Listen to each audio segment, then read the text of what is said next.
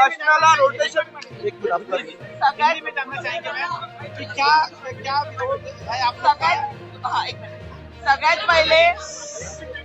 सगळ्यात पहिले त्या लोकांनी सांगितलं 3 किंवा अधिक जर एसटी सीट्स असतील तरच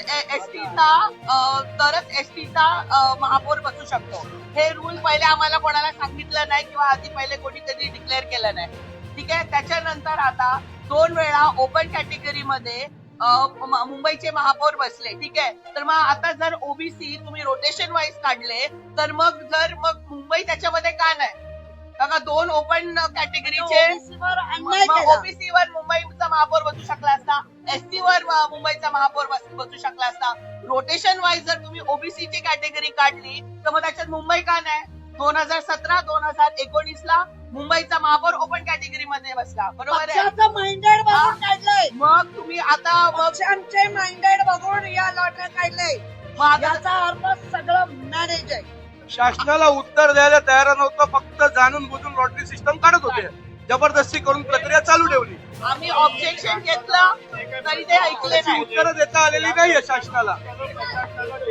शासनाला त्याची उत्तरं देता आली नाही. त्यांनी लॉटरी सिस्टम चालू ठेवली आणि चिठ्ठ्या काढत बसल्या. आमचा आरोप आहे ओबीसीवर ह्या शासनाने ह्या गव्हर्नमेंटने अन्याय केला आहे. रोटेशन वर या लोकांनी ओबीसीचं काढलंय. ठराविकच 8 वॉर्ड ओबीसीचे काढले आणि त्याच्यात ओबीसीचं पहिलं आरक्षण देऊन टाकलं. रोटेशनची नेमकी पद्धत काय असते? त्याच्यात पारदर्शकता आहे. आधी ओबीसी झालं नाही म्हणून आता ओबीसी मध्ये टाकलं. ठीक आहे. तर आता ओपन मध्ये मुंबई कशी आली? मग ओबीसी एसटी मध्ये आला पाहिजे होती. आणि एसटी तुम्ही आता मला सांगताय की 3 नगरसेवकच्या वर जर एसटी असेल तरच मग एसटीचा नगरसेवक बसू शकतो. मग तुम्ही बाकीच्या सगळ्या समाजाच्या याच्यावर तुम्ही अन्याय करतायत. अनुसूचित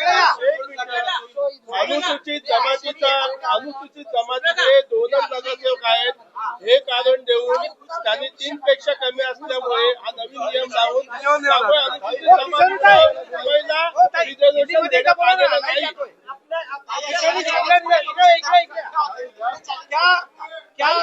किस बात की नाराजगी है? आमच्या पक्षाशी बोलो. किस बात की नाराजगी है? चॅलेंज मध्ये सत्ताधाऱ्यांच्या माइंडेडला बघून काढलेली लॉटरी सिस्टम आहे याचा आम्ही धिक्कार करतो. या लोकांनी ओबीसी वर अन्याय केलाय. या लोकांनी अनुसूचित जाती जमाती भटक्या जमातींवर पण अन्याय केलाय. मुंबईमध्ये तुम्ही कोण ठरवणार आहे? मग आधी डिक्लेअर करायचं होतं की 4 पाहिजे 5 पाहिजे तर काढू. तुम्ही आता सांगता की 3 नाही म्हणून आम्ही करत नाही. मग 2 तर आहेत ना, काढायची होती. एकाला नाही मिळालं, मुंबई टाकली. याचा अर्थ जाणून बुजून ठरवून केलेली लॉटरी आहे. त्याचा आम्ही धिक्कार करतो.